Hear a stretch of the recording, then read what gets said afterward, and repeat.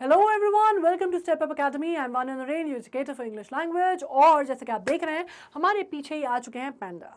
अब मैं आपको ये बता दूं कि हमारे जो ग्लिम्पसेस ऑफ इंडिया के हमारा जो चैप्टर चल रहा है उसका थर्ड पार्ट हम करने वाले हैं। 2 हम कर चुके हैं, जिसमें हम किस किस के बारे में बात कर चुके हैं, गोवा, कुर्ग, और आज हम सैर करने जा रहे हैं आसाम की। जी, तो फटाफट आ जाते हैं अपने सुपर क्विक पे।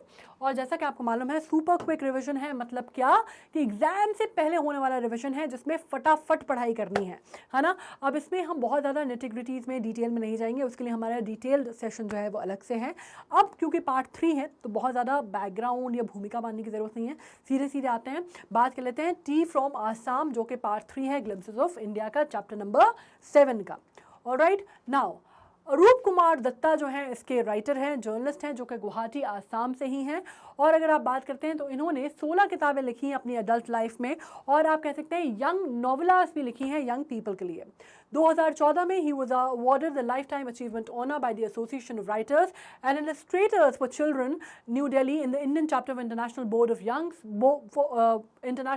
Books for young people. उनको बहुत सारे अवार्ड्स मिले हैं, जिसमें से शंकर अवार्ड जो है वो बहुत खासी इंपॉर्टेंस रखता है, जो कि इनको 1979 में मिला था। और इंटरनेशनल ईयर ऑफ चाइल्ड, जो कि 1979 का ईयर जो था वो इंटरनेशनल ईयर ऑफ चिल्ड्रन या चाइल्ड के लिए था, उसी साल में इनको कॉन्फर किया गया था।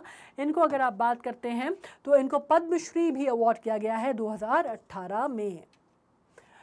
अब आपको मैं सबसे पहले बता देते हैं, जो हम बात कर रहे हैं चाय के बारे में। चाय के बारे में थीम यह है कि चाय सबसे पहले कहा जाती है पूरे भारत का नेशनल ड्रिंक अगर कोई है तो चाय है ना। मतलब कहीं पे भी जाइए, चाय तो ऐसी चीज़ है कि सबको पीनी ही है ना। तो अब लेकिन मैं आपको बता दूं कि ये सुन के शायद आपको हैरानी होगी कि इसके पीछे काफ़ी सारी स्टोरीज़ हैं।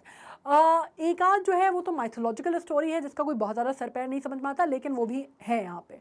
लेकिन एक जो बहुत सिंप्लीफाइड या आप कह सकते हैं कि मान्यता वाली स्टोरी है, जिसको लोग एक थोड़ा सा राशनलाइज भी कर सकते हैं, वो ये मानी जाती है कि चाय का ओरिजिन जो है वो चाइना में हुआ था। और चाइना में कैसे हुआ था, और चीनी जो काम वर्ड है शायद वो चाइनीज से ही आता है, और ये कहा जाता है कि 2700 BC की बात हो रही है, ठीक है। और फिर क्या हुआ कि उस टाइम पे आपको मालूम है कि इन्वेजन वगैरह हुए, सब कुछ हुए, तो यूरोप चली जाती है चाय, और वहाँ से फिर पूरी दुनिया में फैलती है। अब ये हुआ कैसे था कि चाइना में एक्चुअली पानी उबाला जा रहा था, एक राजा था, उसके लिए पानी उबाल के पिया जाता था, पीता था वो, और गलती से चाय के पत्ते उसमें गिर जाते हैं, और वो पानी उबाल के उसको दिया जाता है टी पॉट में, तो उसको बड़ा अच्छा लगता है और वो उसको पीता है।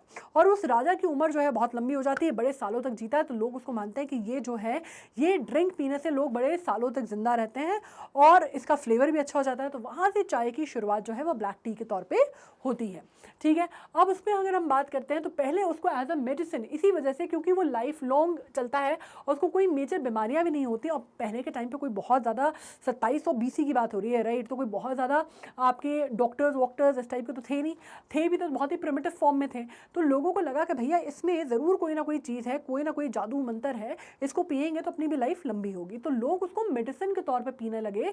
बाद में वो बेवरेज जाके बना बहुत आगे चल के, ठीक है। Assam has the largest concentration of tea plantation in the world, ये आपको मालूम है इंडिया का।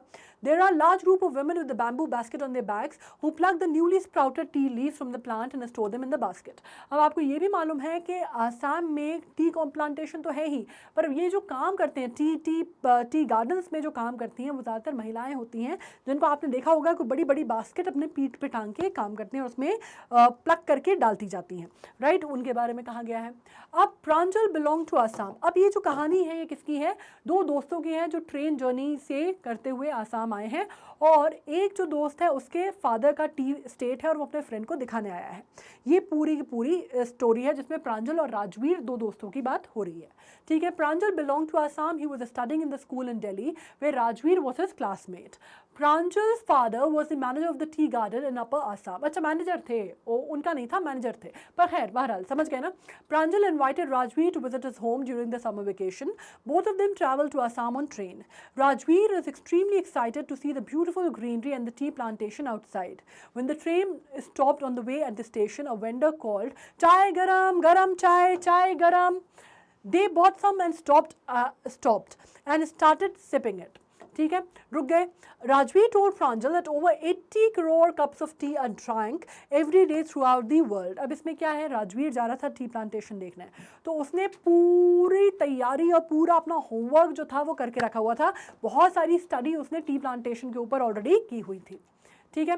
The train pulled out of the station. Pranjal started reading his detective book again. But Rajveer looked out of the window of the moving train. There was beautiful scenery outside. Soon the soft green paddy field were left behind and there were tea bushes everywhere. Rajveer was fascinated by the magnificent view of the tea gardens. There were shady trees as well. He was very excited. Pranjal didn't share Rajveer's excitement because he had been born and brought up on the plantation. Obviously जो पहली बार गया है उसको देखने में मजा आएगा, जो आदमी वहीं पैदा हुआ है, बड़ा हुआ है, उसको क्या मजा आएगा। तो राजवीर को हर चीज़ देख के बड़ा मजा आ रहा था कि गार्डन्स जो हैं, गार्डन्स ही गार्डन्स हैं, जहाँ तक नजर जा रही है वहाँ तक टी गार्डन्स हैं। और उसका जो फ्रेंड है प्रांजल उसको बोल रहा था कि देखो देखो कितना सुंदर लग रहा है, और वो कह रहा था हाँ हाँ ठीक है ना, इसमें क्या देखने का है, ठीक है ये तो ऐसे ही होता है सब जगह है, उसमें क्या है, ठीक है। Rajveer in Assam had the largest concentration of tea plant. He told Rajveer that Assam में लार्जेस्ट कॉन्सेंट्रेशन है किसका, प्लांटेशन का, वर्ल्ड में टी का। Now Rajveer said that no one really knows who discovered tea and told Pranjal that there are many legends attached to tea। ठीक है, तो ये मैंने आपको बता दिया कि बहुत सारी कहानियाँ हैं। चाइनीज़ का जो है वो सबसे इंपॉर्टेंट माना जाता है, सबसे ऑथेंटिक सा जो है वो चाइनीज़ का लगता है, जो भी हमने स्टोरी डिस्कस की। To the discovery of tea, according to one story, a Chinese emperor discovered tea by chance. He always boiled water before drinking it. One day, a few leaves of the twigs burning under the pot fell into the water. As a result, the boiled water got the delicious flavor.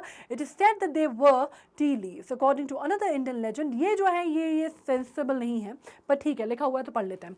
Bodhidharma, the ancient Buddhist monk, felt sleepy during meditation, so he cut off the eyelids and threw them onto the ground. Then 10 tea plants grew out of the eyelid.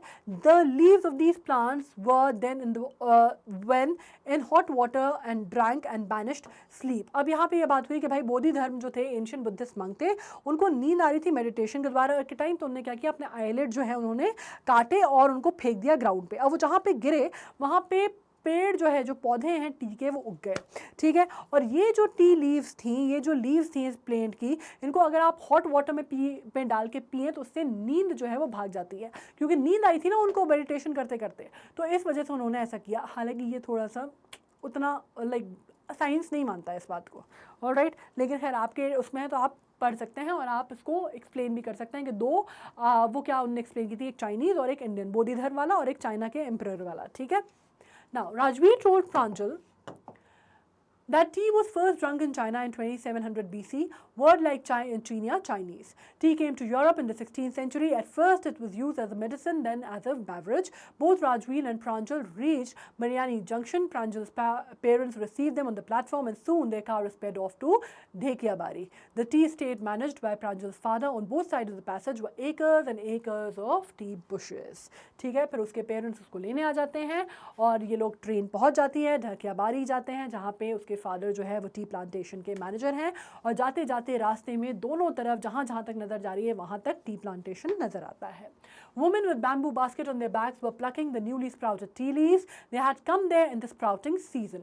ये कब आए थे? Sprouting season में आए थे, इस वजह से वहाँ पे स्प्राउटिंग में जो women हैं they were plucking the tea leaves. Rajveer mentioned that season lasts from May to July, और राजवीर क्या मेंशन करता है कि ये सीज़न जो है मई टू जुलाई आता है, जो कि प्रांजल के फादर को बहुत इंप्रेस करता है, और वो कहते हैं you are a good boy, अपना होमवर्क करके आए हो तुम, वेरी गुड, ठीक है। The best tea is produce during this season. Pranjal's father told Rajveer that he knew many things about tea plantation. He said that he hopes to learn more about tea there.